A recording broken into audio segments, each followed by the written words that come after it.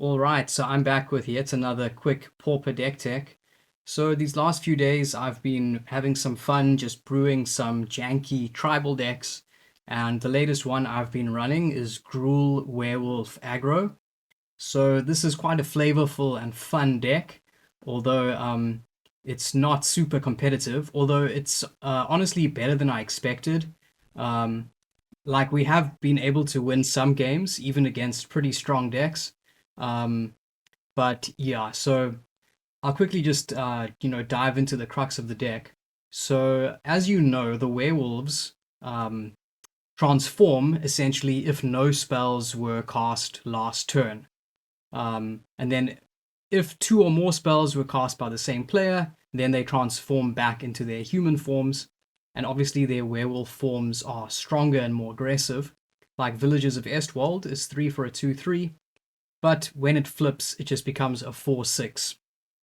So that applies to essentially all of the werewolves we are running.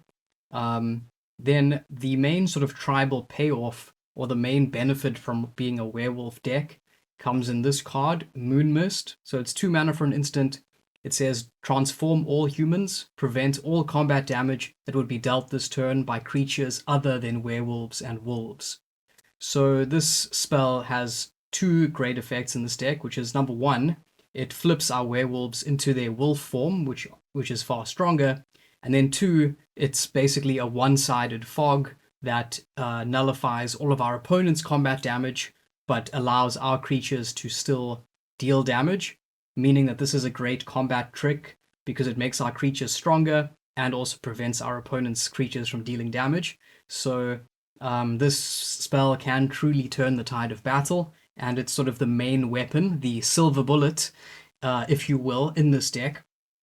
Then the second sort of tribal payoff, because there are not that many great werewolf tribal payoffs that I know of, but this other one, which is decent in an aggro shell, is Hungry Ridgewolf, which is 2 for a 2/2. And it says as long as you control another wolf or werewolf, it gets +1/+0 and has trample, so it becomes 2 mana for a 3/2 trample, which is fairly aggressive. Um, then for that reason, we are running in the 1-drop slot at the moment, Young Wolf, which is 1 green for a 1/1 with Undying, because it also has synergy with the Ridge Wolf. So we're running 24 lands, nothing too crazy there. Then just as another aggro 1-drop, it's not a werewolf, but we're running Kurd Ape, which is 1 for a 1/1 that says as long as you control the forest, it gets +1/+2. Okay, our other 2-drop is Hinterland Logger, which is 2 for a 2/1. And it says at the beginning of each upkeep, if no spells were cast last turn, transform it. And the transformed side is just a 4/2 with trample. Then rounding out the 3-drop slots, we have this creature, Fearful Villager. So it's 3 for a 2/3 with menace. So it's using the Daybound ability, which is essentially the updated version of the old werewolf flip mechanic. So it says if a player casts no spells during their own turn, it becomes night next turn. So when it becomes night, this flips into being a 4/3 with menace. And then very similar in the 3-drop slot, we have Harvesttide Infiltrator, which is 3 mana for a 3/2 with trample and Daybound. And when the Daybound flips into night, it becomes a 4/4 with trample. So at the moment, I'm running 4 of the 2/3 and just 1 of the 3/2 with trample, purely because the 2/3 is a bit more resistant to board wipes such as Breath Weapon. Although overall, I think I prefer the Infiltrator aside from the Breath Weapon, just because it flips into a 4/4. But still, this deck, like most aggro decks, is so vulnerable to board wipes that I think it justifies running the 2/3 over the 3/2.